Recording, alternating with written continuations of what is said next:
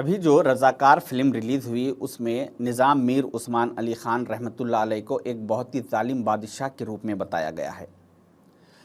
उस फिल्म में एक सीन है जिसमें निज़ाम सरकार के 15 से 20 लोग आते हैं और एक हिंदू आदमी को बहुत ज़्यादा मारते हैं।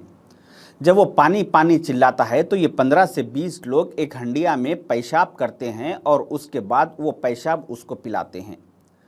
जबकि आपको मालूम होना चाहिए कि इस फिल्म के जो प्रोड्यूसर साहब है गुड्डू नारायण रेड्डी साहब, ये हैदराबाद के इलाके जुबली हिल्स के रोड नंबर 5 प्लॉट नंबर 50 पे इनका घर है। मैंने जुबली हिल्स इलाके के वाटर डिपार्टमेंट के लोगों से मालूम किया कि वहाँ पर पीने के लिए पानी कहाँ से आता है, तो उन लोगों का कहना था कि उस्मान सागर और हिमायत सागर से आता है। तो ये प्रोड्यूसर साहब सारी ज़िंदगी निज़ाम सरकार के बनाए हुए डैम से पानी पीते रहे और आज ये फिल्म बना के बता रहे हैं कि निज़ाम सरकार के दौर में हिंदुओं को पेशाब पिलाया जाता था। शर्म आनी चाहिए उनको इस तरह से बकवास करने के लिए। दूसरी अहम बात, उत्तर प्रदेश के वाराणसी में बनारस हिंदू यूनिवर्सिटी है जो 1916 में बनवाई गई थी। उसके बाद कुछ सालों के बाद वो लोग पैसे की कमी की वजह से उसको चला नहीं सक रहे थे, तो 7 जनवरी 1939 को उस यूनिवर्सिटी के जिम्मेदार लोग आकर निज़ाम सरकार से मिलते हैं और कहते हैं कि हमने एक यूनिवर्सिटी कायम किया है बनारस हिंदू यूनिवर्सिटी, उसको हम चला नहीं सक रहे हैं, उसके लिए फ़ंड की ज़रूरत है, आप हमारी मदद कीजिए। तो निज़ाम सरकार उसी वक्त बैठे बैठे 1 मिनट के अंदर उन्होंने उस बनारस हिंदू यूनिवर्सिटी के लिए, मुस्लिम यूनिवर्सिटी के लिए नहीं बल्कि बनारस हिंदू यूनिवर्सिटी के लिए 1 लाख रुपये सेंक्शन कर दिया। उस वक्त 10 ग्राम सोने की कीमत 18 रुपये हुआ करती थी, आज 10 ग्राम सोने की कीमत 60,000 रुपये है। तो उस वक्त के 1 लाख रुपये को अगर हम सोने के हिसाब में कैलकुलेशन करेंगे तो आज के करीब 34 करोड़ रुपीस होते हैं। तो जिस निज़ाम सरकार ने हिंदू यूनिवर्सिटी के लिए 1 मिनट में 34 करोड़ रुपीस सेंक्शन किया, वैसे निज़ाम सरकार को आज ये लोग बदनाम करने की कोशिश कर रहे हैं। मैं कोई हवा में बातें नहीं कर रहा हूं प्रोड्यूसर साहब की तरह, बल्कि ये सारी डिटेल्स बनारस हिंदू यूनिवर्सिटी की सारी डिटेल्स 23 नवंबर 2019 को टाइम्स ऑफ इंडिया में प्रिंट की गई है। तीसरी अहम बात, महाराष्ट्र के पुणे में भंडारकर ओरिएंटल रिसर्च इंस्टीट्यूट है जो 1917 में बनवाया गया है। उसके कुछ सालों के बाद पैसे की कमी की वजह से वो लोग भी उसको चला नहीं पा रहे थे, तो उन लोगों ने 1932 में निज़ाम सरकार से आके मुलाकात की और कहा कि निज़ाम सरकार, हमारा एक इंस्टीट्यूट है जिसमें हम बच्चों को हमारी मजहबी किताब महाभारत पढ़ाते हैं, तो वो बच्चों को ला के रखने के लिए हॉस्टल नहीं है, आप हमारी मदद कीजिए, उसमें हॉस्टल बनवाइए और हमारी किताब महाभारत का पब्लिकेशन करने के लिए, तबलीग करने के लिए हमें कुछ पैसों की ज़रूरत है।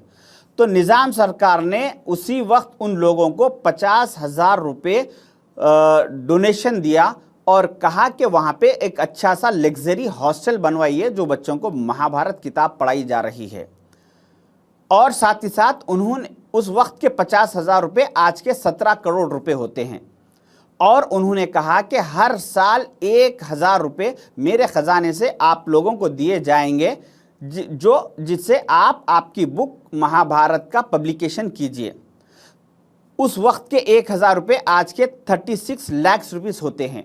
तो जिस निज़ाम सरकार ने महाभारत बुक किताब को पढ़ने वाले बच्चों के लिए 17 करोड़ का हॉस्टल बनवाया और उस किताब की पब्लिकेशन के लिए हर साल 36 लाख रुपए डोनेशन दिया करते थे, आज वैसे निज़ाम सरकार को ये लोग बदनाम कर रहे हैं।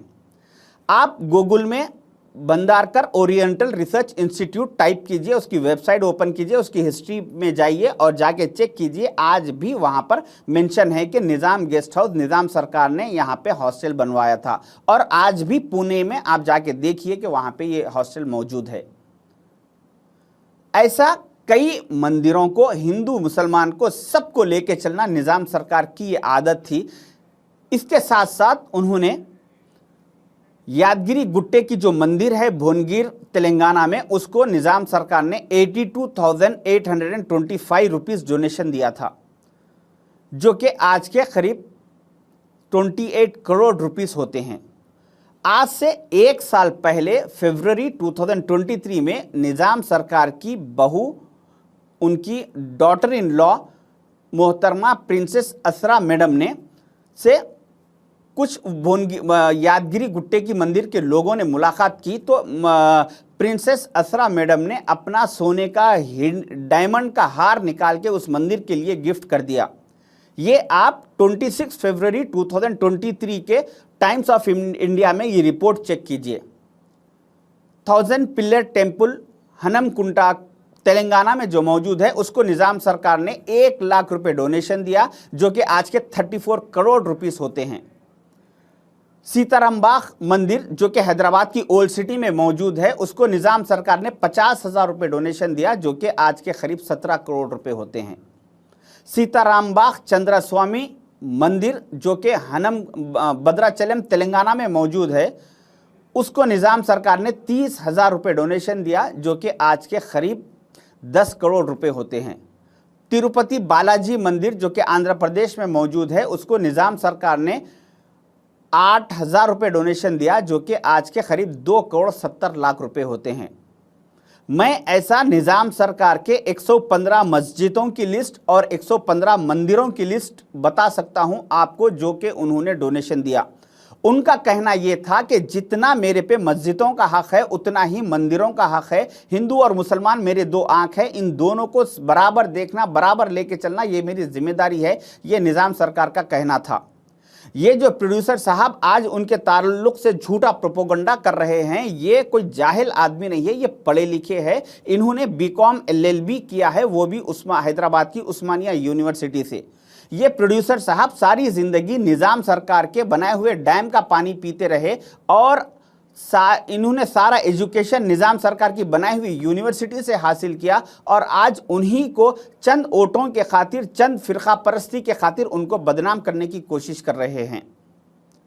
इस तरह से इन्होंने और एक बहुत गंदा सीन उस फिल्म में बताया कि कुछ औरतें बदकम्मा खेल रही थी, तो निज़ाम सरकार के लोग आकर उन औरतों को मार के, उनके पूरे कपड़े उतार के, उनको नंगा करके उनके साथ बदकम्मा खेला और उनके साथ बदतमीजी की, गैर गलत हरकतें की, और उसके बाद जब उन लोगों का उनके साथ दिल भर गया तो उन औरतों को जिंदा जला दिया गया।